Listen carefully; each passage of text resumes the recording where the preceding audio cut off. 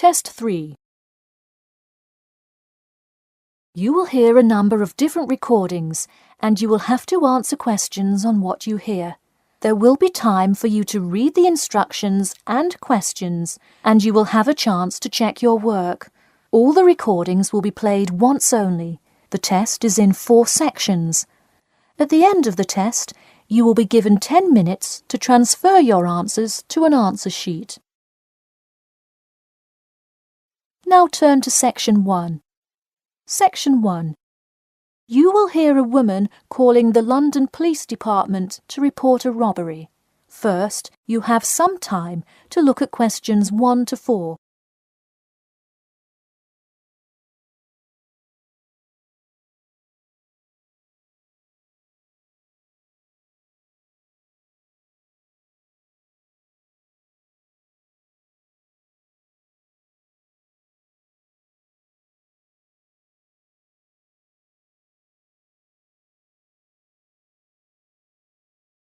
You will see that there is an example which has been done for you. On this occasion only, the conversation relating to this will be played first.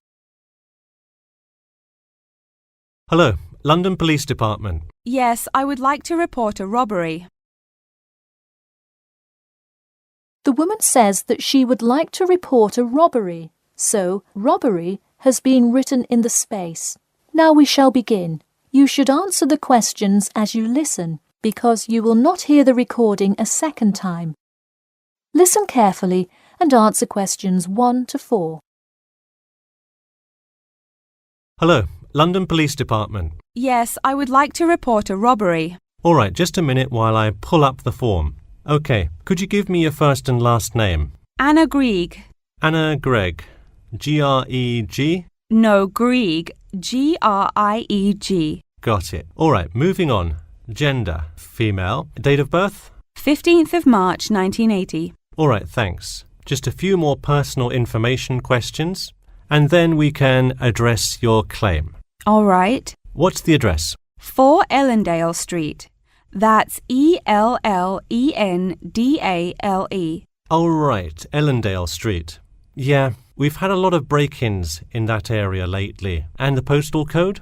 W5 2AT. And are you a citizen of the UK? No.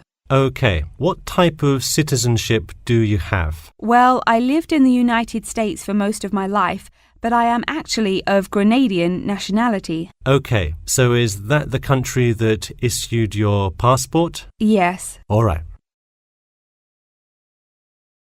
Before you hear the rest of the conversation, you have some time to look at questions 5 to 10.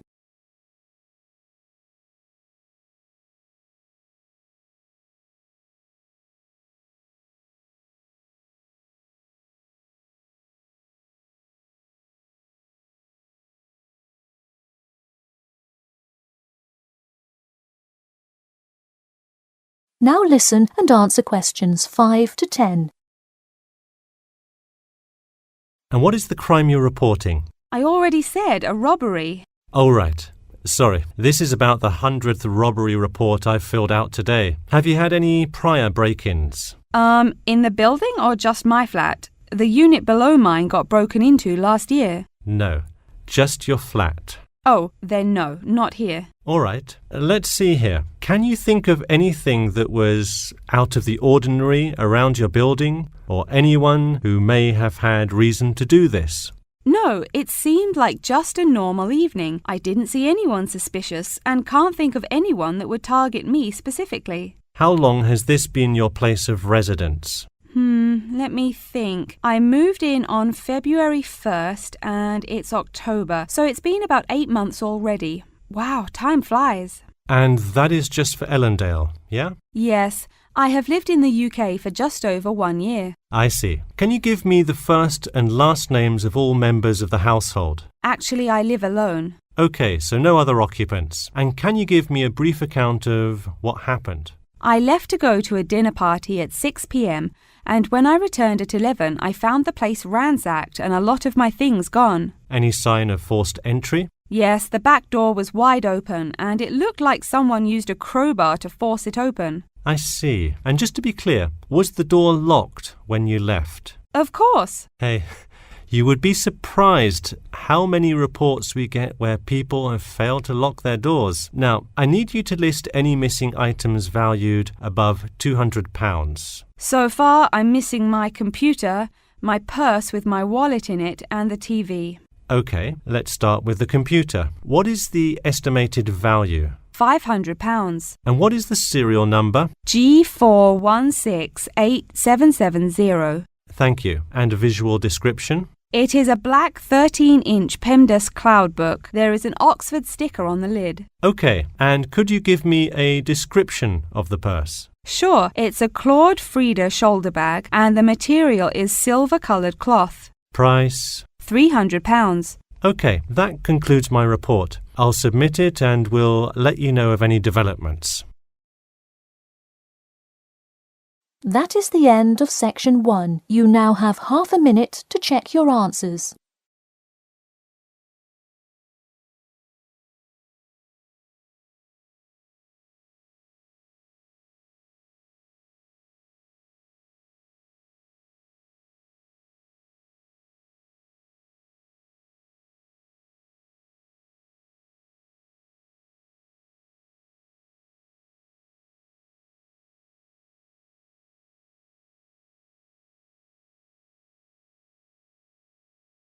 Now turn to section 2.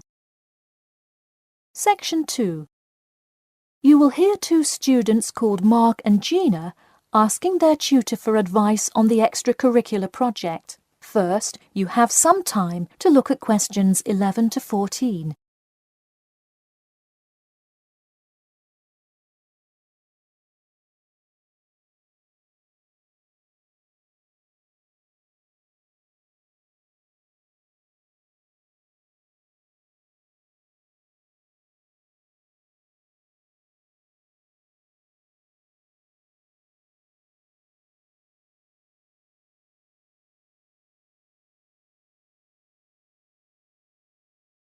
Now listen carefully and answer questions 11 to 14. Hi Mark. Hi Gina. What can I help you with? So we were hoping you could help us with this extracurricular project. Sure. What is the topic? Attending business school. This sounds like a great idea. So you're going to explain the requirements for getting into business school? Not exactly. It will be more broadly about the experience, the academics, accommodation, and social experience that comes with being part of the business school. I see. So would your audience be the general public? Well, we would probably want more to focus on members of the institution. We would especially like to reach individual applicants to the business school. I see. Now, what form will this information be? You could give a talk to all the summer courses. All you'd need is permission from the course director. Or you could pass out information outside the student union. Those are both good ideas. What about sending out pamphlets in the mail? Most college students never check their mail. Maybe you could make a video and show it on campus. That's a great idea. We'll do the video. Great. And as members of the business school, do you have an incentive to attract new students? If so, this idea is a great way to do that. No, the idea actually came about because of how much students like us worry about their studies. Yeah, when I got into business school, there were a lot of things I had not prepared for, so the video would cover a lot of things Mark and I wish we had known upon entering business school. Right. Before you hear the rest of the talk, you have some time to look at questions 15 to 20.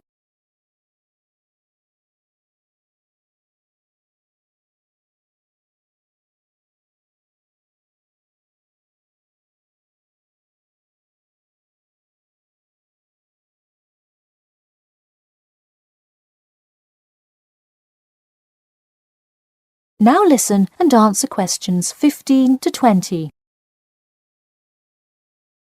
What would you talk about first? The first and probably most important section would be academics. Good idea. So, would you provide guidance on what courses to take? We want to focus especially on the approaches professors take, their teaching methods. It is far different than what students are used to in high school and even in liberal arts college. Good idea. And how long do you think you would spend explaining academics? We'll probably spend 7 minutes on it. We also have some ideas for talking about housing, food options and stuff like that. We're not really sure how to tie it all together though. I think it would be suitable to title that section Accommodation. What do you think? That could work. We'll definitely describe the different dining options at the cafeteria and then walk students through flats and the grueling process of finding one near the business school campus. Okay, so we would cover specifics on the cafeteria as well as flats. I think those are both helpful. We could spend about 6 minutes on accommodation and be sure to touch on those specifically. Great. Is there anything else you would talk about? We definitely want to go over the social aspect of attending school here. Of course. I think it's good to have a little fun once in a while when you're working so hard in school. I think we are going to introduce new students to the disco that so many upper-class men know and love. Maybe we'll include a few other places too, but that's the main one. We're also going to invite students to the international evening taking place in the first week of school as a great chance for our large international student population to meet a lot of other new students. It can definitely be hard to meet people as an international student. I think that is a great idea. You may want to spend slightly longer on this section than the other two. How about 8 minutes? That sounds reasonable. So overall, the introduction should take 3 minutes and then the conclusion should take 4, giving us a total of 28 minutes. I wouldn't rush your introduction. Maybe give it between 4 and 6 minutes. The conclusion, though, can be shorter since it's just a quick refresher of each of the topics. Give that not more than 2 minutes. Okay, so in total, the video should take about the same time, just more intro and less conclusion? Precisely. All right, we're going to get to work on our video. Thanks for your help. That is the end of section 2. You now have half a minute to check your answers.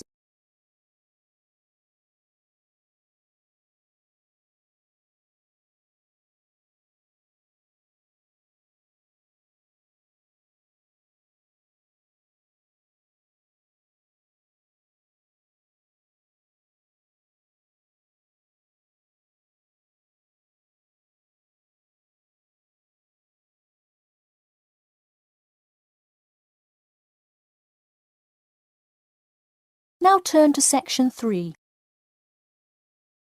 Section 3. You will hear a student called John talking to his classmate Danny about the details of his research project. First, you have some time to look at questions 21 to 26.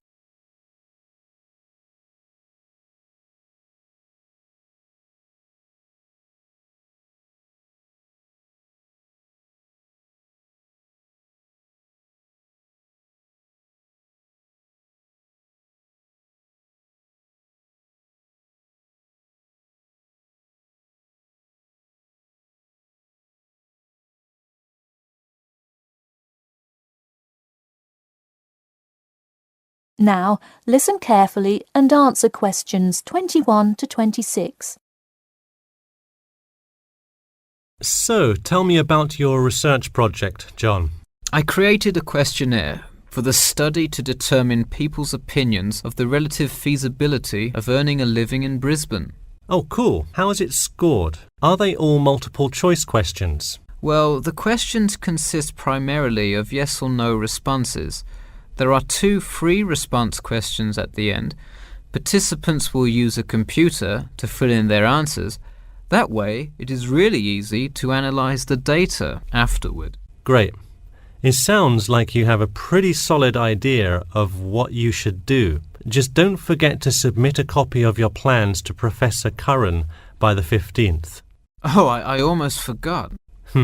You don't do it for the high grade or a praise, but he can review and give you feedback. Right, that will be helpful. He has been conducting studies like this for 30 years now. Yep. Oh, and I'm curious. Are you going to be in the room giving subjects directions for the questionnaire? Well, I think the instructions will be provided by another representative who will not be analysing the data. I want them to feel they can answer and be completely anonymous, so I will not be in the room. Anonymity is really important for this study. I agree. Good idea. You should tell the representative to remind subjects to fully consider both sides of each issue.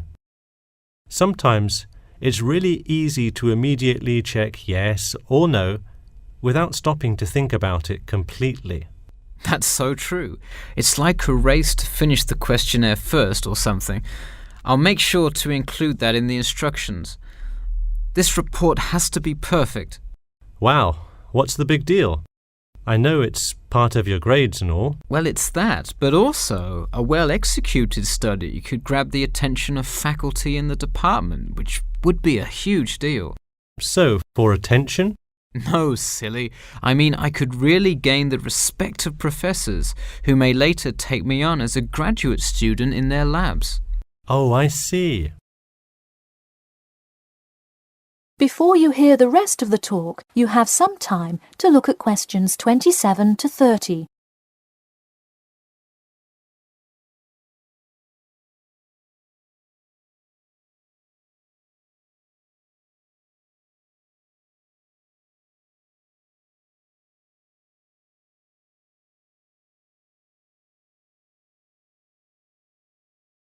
Now, listen carefully and answer questions 27 to 30. Let me take a look at the survey. Wow, this looks great. The map of the median income by region is a great tool. Where did you find it? Well, thanks. I read a lot of sources and just noticed this one in a small psychology journal called Modern Psychology. It's more helpful than the photo I added, but I think the photo is just so interesting. It was in the newspaper last year during that huge wage strike. It's great. Probably not necessary, but it looks great. I don't understand. What is WKRX's involvement here? Oh, the radio station agreed to sponsor the study if I play their station in the room. Wow, interesting. So you don't have to pay for any of this? Exactly. Nice. Where did you get that idea? Last month, at the Psychology Club Council meeting, someone talked about how easy it is to get sponsorship from local businesses, so I listened to their advice and called around. I'll have to remember that. Well, this all looks great. Good luck. That is the end of section 3. You now have half a minute to check your answers.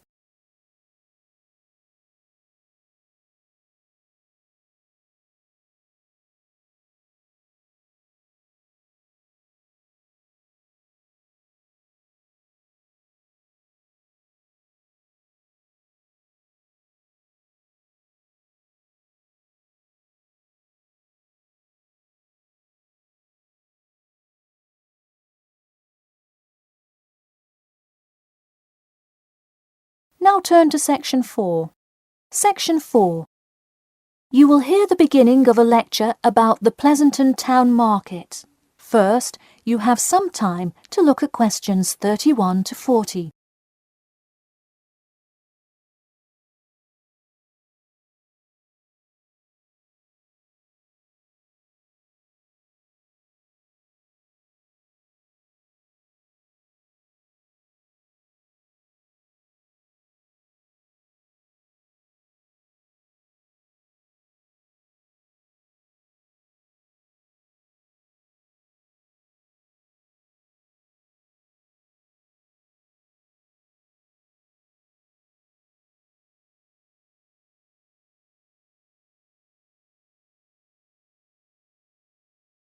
Now, listen carefully and answer questions 31 to 40. Good afternoon. In the last few lectures, we've been covering the social and political pressures that influenced the rise of the rebellion of 1679. Today, I would like to focus on the Pleasanton Town Market. Now, why are we talking all about some market? It's not like it was the first market ever, or even a particularly large market. The Pleasanton Town Market is important because it is often mentioned in the literature found in the library. If you have ever been there, you have probably seen all of the handcrafted items sold there now. But what was originally bought and sold in the town market? In the beginning, the market sold products such as meats, furs, and simple tools. Over time, though, it became known as the place to find quality livestock. People came from all over the world to find the biggest and best cows, pigs, and chickens. In fact, the profits from the town market became the savior of a plummeting economy during a time of much turmoil. Not to be confused with the Reconstruction era, a period of rapid development came about in the 1660s as a result of the market's vendors contributing their profits to building up much-needed public facilities and defense, which would later make a huge impact on the outcome of the war. For many years, the market flourished and began to draw in large tourism crowds in addition to the throngs of livestock customers. However, as revolutions in farming came about, more people moved to farms far from the city centre. Customers grew more and more reluctant to travel all the way to the town centre for their meats, when they could easily choose to buy from local farmers near them for a fraction of the price. With such a fall in the profits of the town's major profit generator, some quality town planning was needed. In the mayoral election of 1668, a young man of little fame just barely claimed the popular vote, none other than the now legendary John C. Wiley. Wiley's first decision as mayor of Pleasanton was to deal with the quickly failing town market. The building with the large clock was a landmark that had symbolized growth in Pleasanton for a generation. Wiley decided to use the notoriety of the town market to set an example. During the historical Rotterdam Rebellion, Wiley gave all those involved lifetime prison sentences in the very same building.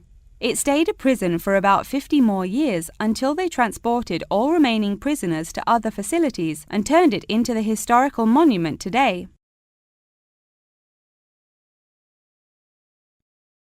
Now that you know the basics of the history of the Pleasanton Town Market, I will introduce your next group project. I want you to make a short film based on the real historical events that occurred in Pleasanton before and during the uprising.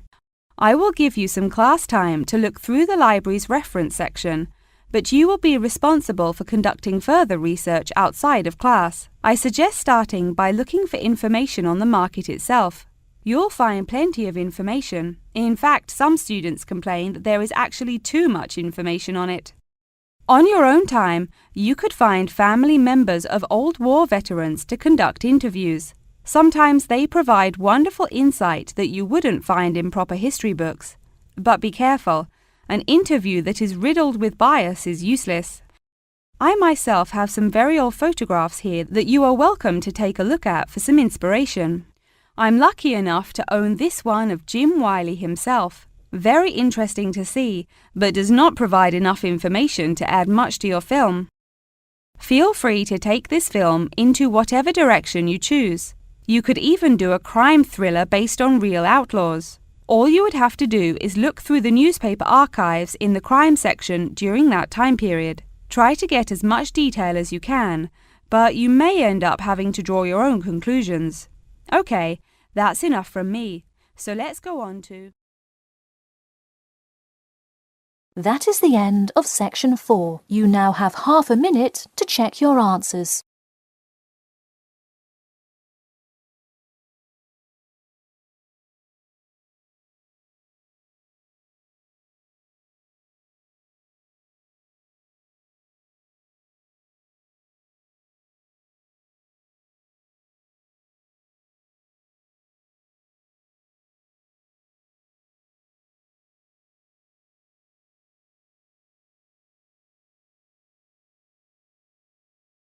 That is the end of the listening test.